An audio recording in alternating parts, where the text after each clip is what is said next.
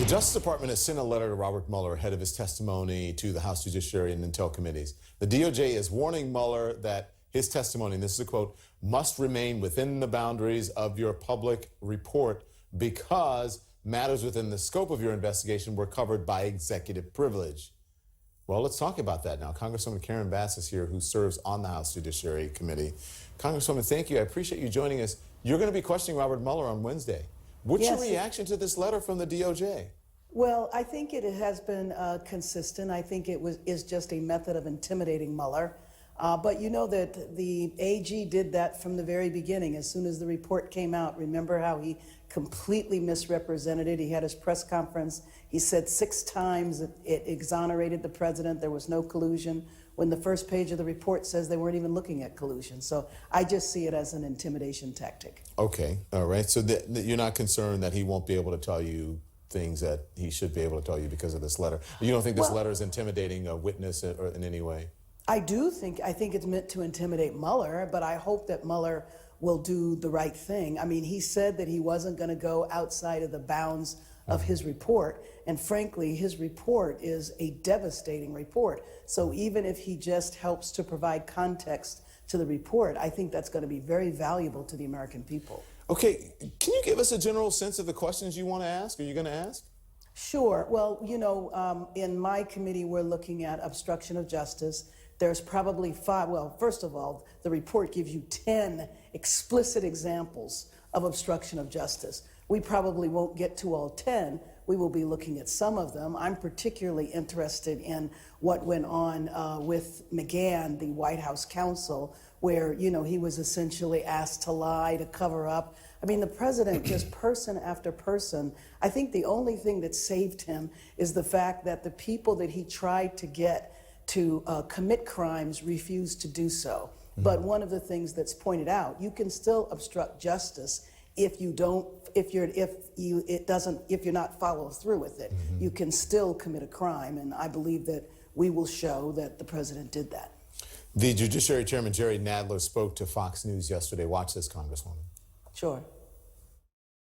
I think there is very substantial, well, the report presents very substantial evidence that the president is guilty of high crimes and misdemeanors, and we have to present, or let Mueller present those facts to the American people, and then see where we go from there, because the administration must be held accountable, and no president can be above the law.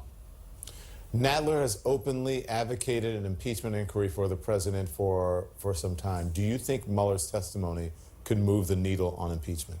Well, I think it will move the needle in terms of educating the American public, and that might change polling a little bit. I don't know that it moves the needle on our process here in the House. We have several committees that are all involved in different aspects of the oversight and investigation, and I think if and when we move toward impeachment, everybody needs to be on the same page. That is not the case currently. I also want to ask your thoughts on the president's comments on race today. Watch this, Congresswoman.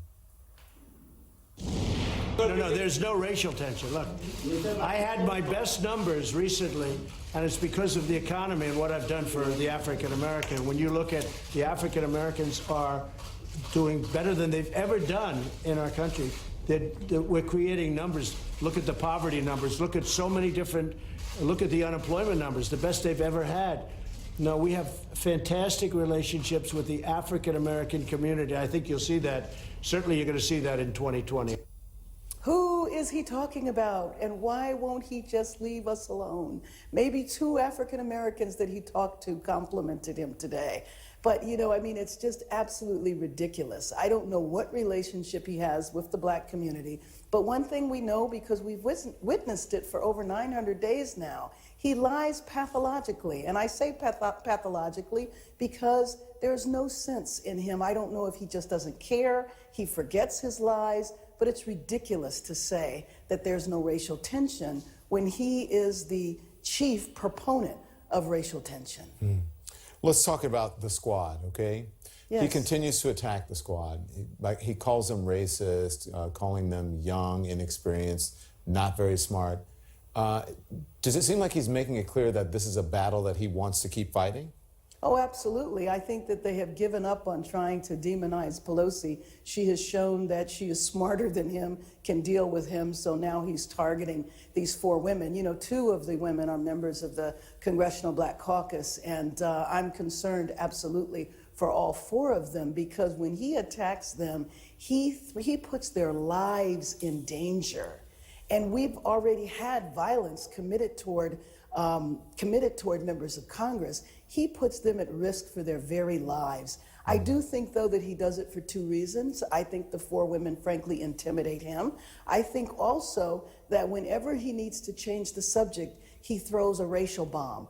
And, you know, we saw him do that during the campaign, but that was when it was just rhetoric. This man has power now. So his racial bombs are backed up with horrific policies that negatively impact communities of color. Congresswoman Bass, thank you so much. We'll be watching on Wednesday during the testimony. Thank you so much. Thank you. We'll be right back.